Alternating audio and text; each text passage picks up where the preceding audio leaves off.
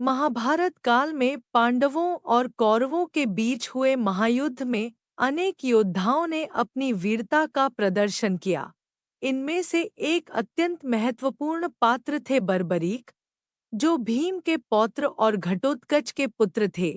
बर्बरीक अपने बचपन से ही अद्वितीय योद्धा थे और उनकी माता मोरवी ने उन्हें युद्ध कला की शिक्षा दी थी।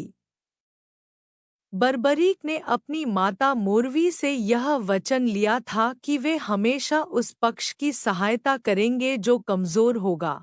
उन्होंने कठोर तपस्या करके भगवान शिव को प्रसन्न किया और उनसे 3 अमोघ बाणों का वरदान प्राप्त किया। इन बाणों की शक्ति यह थी कि केवल 3 बाणों से वे पूरे युद्ध को समाप्त कर सकते थे। बर्बरीक ने यह प्रतिज्ञा की थी कि वे महाभारत युद्ध में उसी पक्ष की सहायता करेंगे जो कमजोर होगा। जब महाभारत का युद्ध प्रारंभ होने वाला था, तब बर्बरीक ने यह निर्णय लिया कि वे युद्ध स्थल पर जाएंगे और देखें कि कौन सा पक्ष कमजोर है। वे अपने अश्व पर सवार होकर युद्ध भूमि की ओर प्रस्थान कर रहे थे।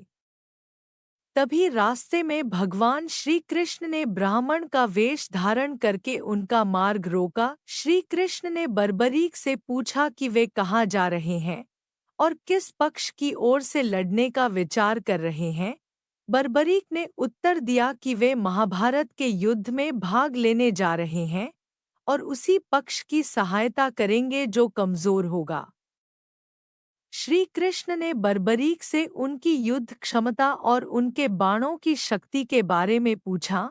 बर्बरीक ने अपनी शक्तियों का प्रदर्शन करते हुए बताया कि उनके पास केवल 3 बाण ही पर्याप्त हैं पूरे युद्ध को समाप्त करने के लिए। श्री कृष्ण ने बर्बरीक की शक्तियों को देखकर सोचा कि अगर बर्बरीक ने युद्ध में भाग लिया तो युद्ध का परिणाम पांडवों के पक्ष में नहीं रहेगा। इसलिए श्री कृष्ण ने बर्बरीक से उनका शीश दान में मांगा। बर्बरीक ने बिना किसी हिचकिचाहट के अपने शीश का दान श्री कृष्ण को दे दिया। श्री कृष्ण ने बर्बरीक के शीश को युद्धभूमि के एक ऊंचे स्थान पर स्थापित कर दिया ताकि वे पूरे युद्ध का निरीक्षण कर सकें। महाभारत युद्ध की समाप्ति के बाद बर्बरीक का शीश धूल में मिल गया। एक दिन खाटू गांव में एक गौपालक की गाय अपने आप उस स्थान पर दूध देना शुरू कर देती है जहां बर्बरीक का शीश दबा हुआ था। गांव वालों ने उस स्थान की खुदाई की और बर्बरीक का शीश निकाला। उसी रात गांव के राजा को स्वप्न में श्री कृष्ण ने आकर कहा कि इस शीश की स्थापना एक मंदिर में करो और इसकी पूजा करो। राजा ने श्री कृष्ण के आदेश का पालन करते हुए बर्बरीक के शीश को एक मंदिर में स्थापित कर दिया। इस मंदिर को आज खाटू श्याम मंदिर के नाम से जाना जाता है। यहाँ बर्बरीक को खाटू श्याम जी के नाम से पूजा जाता है।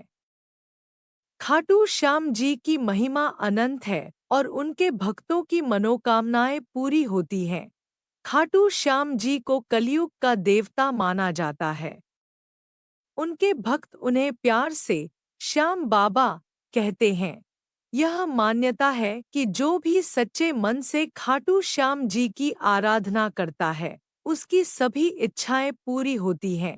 खाटू श्याम जी की पूजा विशेष रूप से राजस्थान में बहुत ही धूमधाम से की जाती है।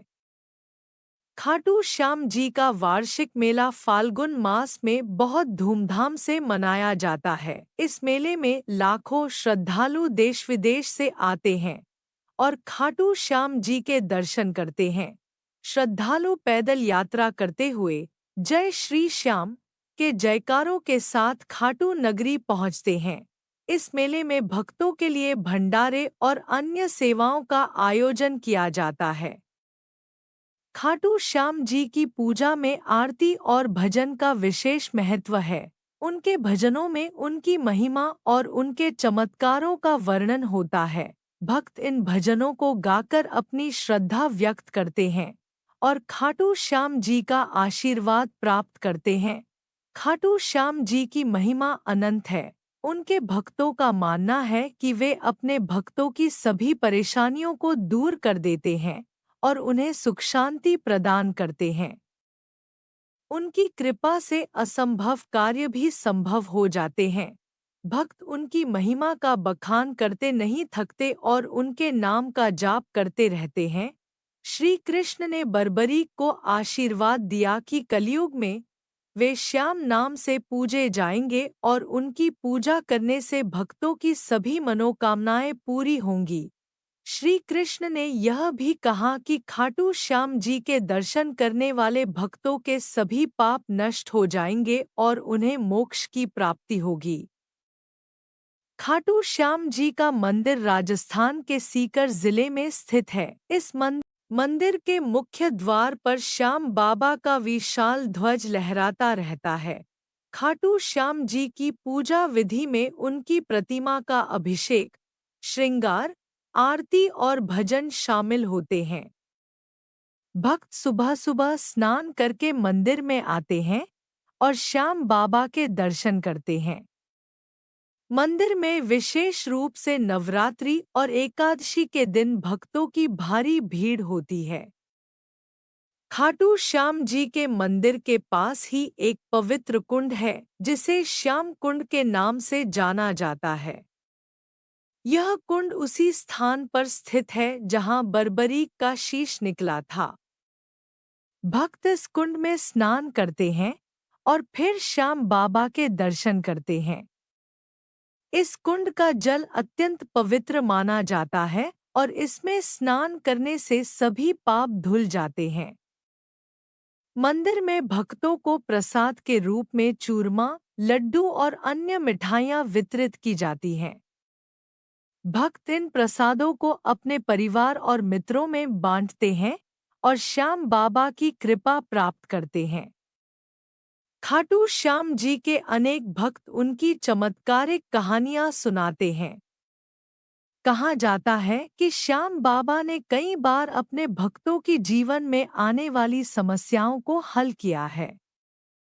कई भक्तों का मानना है कि श्याम बाबा के दर्शन मात्र से ही उनकी सभी इच्छाएं पूरी हो जाती हैं और वे शांति और समृद्धि का अनुभव करते हैं। श्री खाटू श्याम जी की कथा हमें सच्ची भक्ति, आत्मसमर्पण और दानशीलता का महत्वपूर्ण संदेश देती है। बर्बरीक की वीरता और उनके दान की कथा हमें यह सिखाती है कि सच्चा योद्धा वही होता है जो निस्वार्थ भाव से दूसरों की सहायता के लिए तत्पर रहता है। खाटू श्याम जी की आराधना करने से मनुष्य को जीवन में सुख, शांति और समृद्धि प्राप्त होती है। जय श्री श्याम।